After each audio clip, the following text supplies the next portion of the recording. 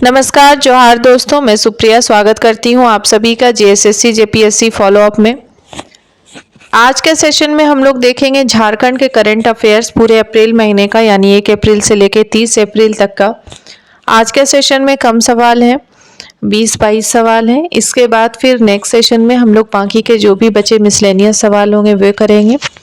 लेकिन जो भी सवाल हैं सभी इम्पोर्टेंट हैं और आपके जो भी आगामी परीक्षाएं हैं झारखंड की उसके लिए काफ़ी इम्पॉर्टेंट है। चाहे आप जेएसएससी की तैयारी कर रहे हो, जेपीएससी की, जेटेट की या किसी भी कम्पिटिटिव एग्ज़ाम की तैयारी कर रहे हो, तो सभी एग्ज़ाम में करंट अफेयर्स का इम्पॉर्टेंट रोल होता है। अपनी तैयारी में करंट अफेयर्स को ज़रूर ऐड करके चलिए। आज के सेशन की शुरुआत करते हैं। आज का पहला सवाल है, वर्तमान में महिला एवं बाल विकास समिति के अध्यक्ष कौन है? वर्तमान में महिला एवं बाल विकास समिति के अध्यक्ष कल्पना सोरेन है। कल्पना सोरेन राज्य के मुख्यमंत्री हेमंत सोरेन की पत्नी है और इसके साथ ही गांडे से विधायक हैं, गिरिडीह के गांडे से विधायक हैं जेएमएम पार्टी से। अगला सवाल है, हाल ही में जारी की गई ग्राहक संतुष्टि सर्वेक्षण रिपोर्ट 2024-25 में रांची एयरपोर्ट को कौन सा स्थान प्राप्त हुआ? हम लोग जल्दी ही अगले सेशन से मैं कोशिश करूंगी कि आप लोगों को एमसीक्यूज़ भी करवा दूं। एक्चुअली एमसीक्यूज़ सिर्फ रिवीजन के लिए होता है, लेकिन सिर्फ क्वेश्चन आंसर में क्या होता है ना कि आपका अच्छे से क्लियर हो जाता है कंसेप्ट कि चलो ये क्वेश्चन है, इसका ये आंसर है और उसके कुछ एक्सप्लेनेशंस। तो ऐसे में क्या होता है ना कि आपको समझना एकदम आसान हो जाता है। तो एमसीक्यूज़ भी करेंगे हम लोग जब रिवीजन का टाइम आएगा। तो हम लोग किस सवाल पे थे? हाल ही में जारी की गई ग्राहक संतुष्टि सर्वेक्षण रिपोर्ट 2024-25 में रांची एयरपोर्ट को कौन सा स्थान प्राप्त हुआ? रांची एयरपोर्ट को 24वां स्थान प्राप्त हुआ और रांची एयरपोर्ट झारखंड का पहला एयरपोर्ट है, इसे ध्यान रखिएगा। इसे 1941 में बनाया गया है और हाल में देवघर में भी एयरपोर्ट बनाया गया और वो सुचारू रूप से चालू भी है। कांगड़ा एयरपोर्ट हिमाचल प्रदेश को प्रथम स्थान प्राप्त हुआ, वहीं देहरादून एयरपोर्ट उत्तराखंड को दूसरा स्थान प्राप्त हुआ है। उदयपुर एयरपोर्ट को तीसरा स्थान प्राप्त हुआ है, ध्यान रखिएगा, ये इम्पोर्टेंट है। इसमें खासकर आप लोगों को झारखंड के बारे में देखना है कि झारखंड के रांची एयरपोर्ट को 24वां स्थान प्राप्त हुआ है।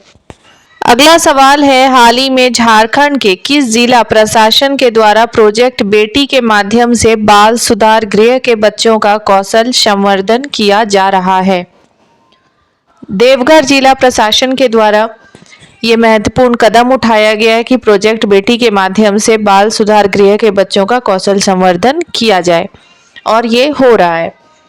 इस कार्यक्रम के माध्यम से बच्चियों को न केवल कौशल प्राप्त होते हैं बल्कि उन्हें आत्मविश्वास और आत्मनिर्भरता भी मिलती है। समझते हैं कि प्रोजेक्ट बेटी एक्चुअली है क्या।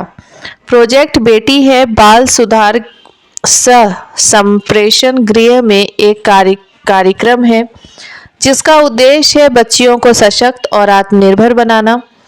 इस कार्यक्रम में बच्चियों को 30 दिनों के कौशल विकास कार्यक्रम के माध्यम से होटल मैनेजमेंट और हाउस कीपिंग का प्रशिक्षण दिया जाता है और यह प्रशिक्षण जो है बच्चों को आत्मनिर्भर बनाने में मदद करता है।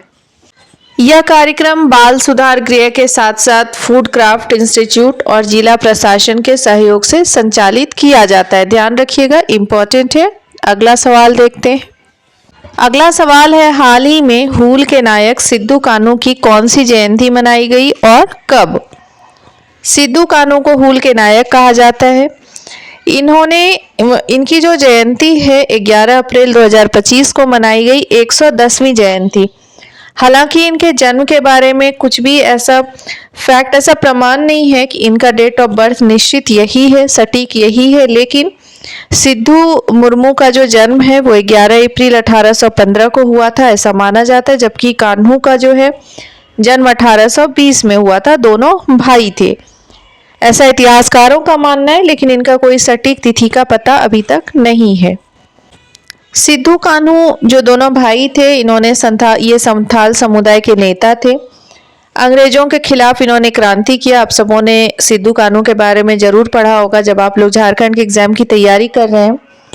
सिद्धू कान्हू ने 400 गांवों के 50,000 से अधिक लोगों को एकजुट किया अंग्रेजों के खिलाफ आंदोलन करने के लिए। और सिद्धू कान्हू दोनों को 26 जुलाई 1855 को भोगनाडी के गांव में फांसी दे दी गई थी। सिद्धू कान्हू का जो शहादत है उसके सम्मान में ही संथाल हूल दिवस मनाया जाता है, ध्यान रखिएगा, इंपॉर्टेंट है। हालांकि सिद्धू कान्हू के बारे में और झारखंड के जितने भी महत्वपूर्ण व्यक्तित्व इनके बारे में भी सेशन होगा, लेकिन आज के करंट अफेयर्स में इतना ही। आगे देखते हैं अगला सवाल। नेक्स्ट है, हाल ही में नीति आयोग के द्वारा जारी फिस्कल हेल्थ इंडेक्स 2025 में झारखंड को कौन सा स्थान मिला? फिस्कल हेल्थ इंडेक्स 2025 में झारखंड को चौथा स्थान मिला है और पहले स्थान पर उड़ीसा है, दूसरे स्थान पर छत्तीसगढ़ और तीसरे स्थान पर गोवा है। लेकिन आपको ध्यान रखना है झारखंड का, झारखंड चौथे पोजीशन पर है, फोर्थ स्थान पर है। नेक्स्ट है, हाल ही में झारखंड के कितने कॉलेजों को स्टेट ऑफ आर्ट का दर्जा मिलने की घोषणा की गई? रांची यूनिवर्सिटी के 5 कॉलेज हैं, कोल्हान यूनिवर्सिटी के 3 कॉलेज हैं, सिद्धू कान्हू मुर्मू यूनिवर्सिटी का 1 कॉलेज है और विनोबा भावे यूनिवर्सिटी का 2 कॉलेज इसमें शामिल है। ये सभी कॉलेजों में जो है इनका विकास करने के साथ ही इसका जीर्णोद्धार किया जाएगा और सभी कॉलेजों का अलग से भवन निर्माण किया जाएगा। उच्च और तकनीकी शिक्षा विभाग के अनुसार इसमें Ranchi women's college, Doranda college, Marwari college, SS memorial college और बिरसा कॉलेज खूंटी है। JLN college Chakradharpur, Baharagora college Baharagora, Deoghar college, Jamshedpur cooperative college, RK महिला कॉलेज गिरिडीह और गिरिडीह कॉलेज गिरिडीह इसमें शामिल है। ध्यान रखिएगा, इम्पॉर्टेंट है। स्टेट ऑफ आर्ट झारखंड के 11 कॉलेजों को इसका दर्जा मिलेगा।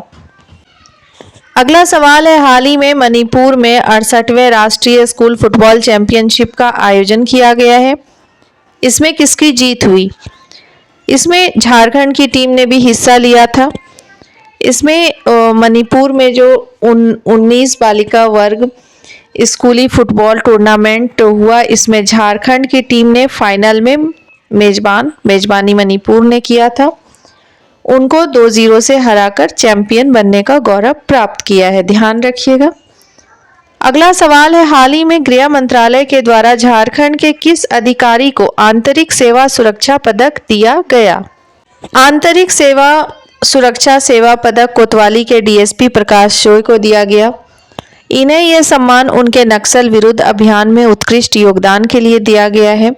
ध्यान रखिएगा, जितने भी करंट अफेयर्स हैं सभी इंपॉर्टेंट हैं, एग्जाम में पूछे जाने वाले हैं। अगला सवाल है, हाल ही में पहली बार एयर शो का आयोजन कहाँ किया गया? झारखंड में। आप सब जानते हैं, सबने देखा भी होगा, कुछ ने प्रत्यक्ष देखा होगा, कुछ ने लाइव वीडियो पर देखा होगा, कुछ ने न्यूज़ में देखा होगा।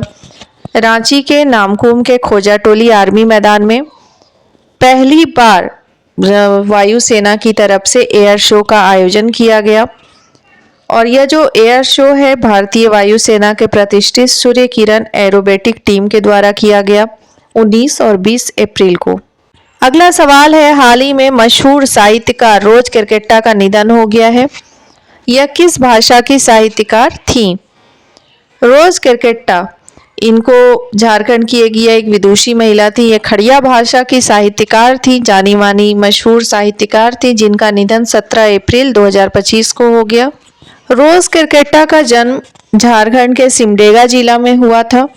इन्होंने हिंदी और खड़िया भाषा को समृद्ध करने में योगदान दिया, समृद्ध बनाने में। प्रेमचंद्र की कहानियों का इन्होंने खड़िया में अनुवाद किया था, ध्यान रखिएगा। ऐसे तो इनके बारे में काफ़ी सारी जानकारी ऐसी है जो कि आपको किताबों में मिलेगी, आप लोग पढ़ते भी होंगे, आप लोग जिनका भी खड़िया भाषा होगा क्षेत्रीय भाषा में, लेकिन यहाँ पे हमने संक्षिप्त में बताया। चलिए आगे देखते हैं।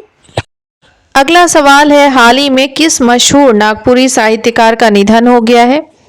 मशहूर नागपुरी साहित्यकार, आप सबों ने जिन्होंने नागपुरी भाषा को पढ़ा है, जिनका क्षेत्रीय भाषा नागपुरी है, वो इनके बारे में जरूर पढ़े होंगे।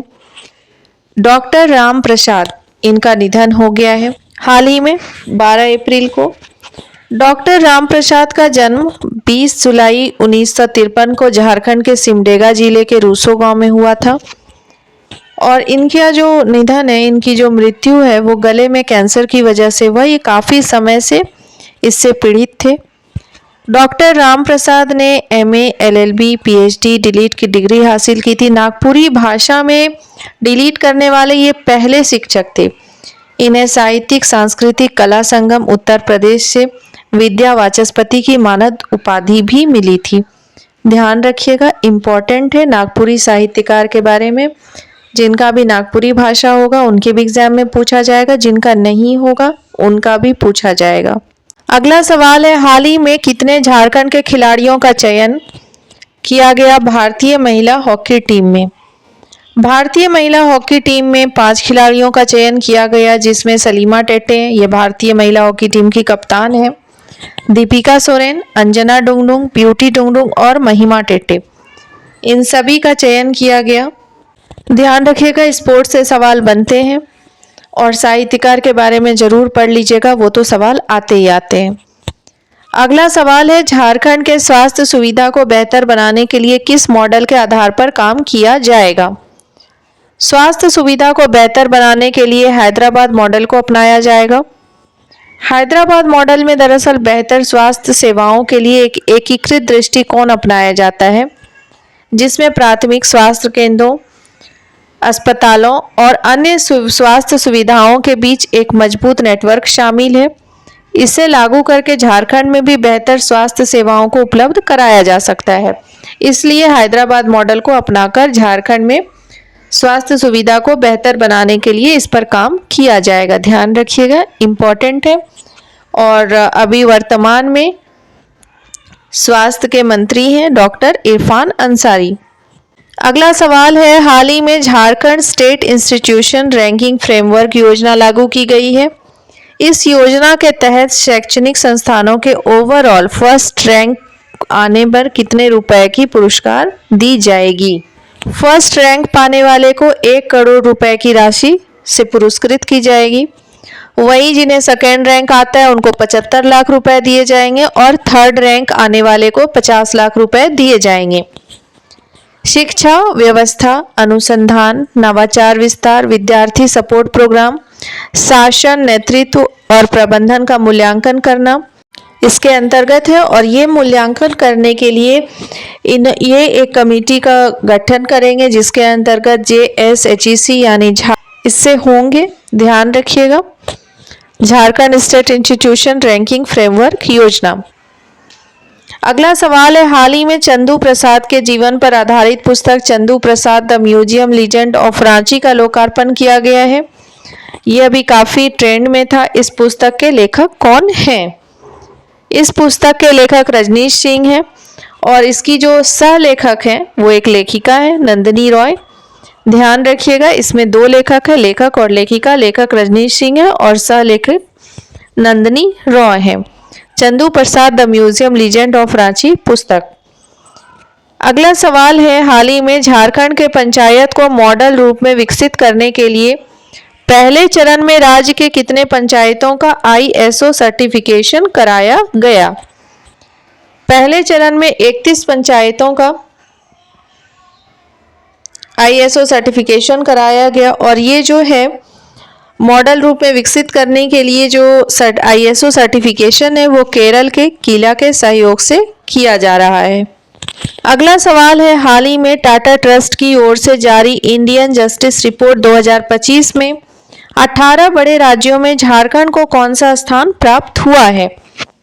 टाटा ट्रस्ट की ओर से जारी किया गया इंडियन जस्टिस रिपोर्ट 2025 में, जिसमें पुलिस, न्यायपालिका ये सभी आते हैं। इसमें ओवरऑल पूछा जा रहा है। पुलिस में 12वां रैंक मिला है और न्यायपालिका में 13 रैंक मिला है। लेकिन ओवरऑल की अगर बात करें तो ओवरऑल 15वां स्थान मिला है, 15th रैंक मिला है। ध्यान रखिएगा, 2022 में 7th रैंक मिला था, 2020 में 8th रैंक और 2019 में 16वें स्थान पर था। 16th रैंक मिला था। ध्यान रखिएगा, पुलिस के प्रदर्शन के मामले में तेलंगाना ने देश में पहला स्थान हासिल किया है, लेकिन आपको झारखंड का ध्यान रखना है। अगला सवाल है, लॉन बॉल चैंपियनशिप के लिए चयनित भारतीय टीम में झारखंड के कितने खिलाड़ियों को जगह दी गई? झारखंड के 5 खिलाड़ियों को जगह दी गई है। रूपा रानी तिर्की, लवली चौबे, बसंती कुमारी, सुनील बहादुर और दिनेश कुमार ये पुरुष टीम में है, ये शामिल है।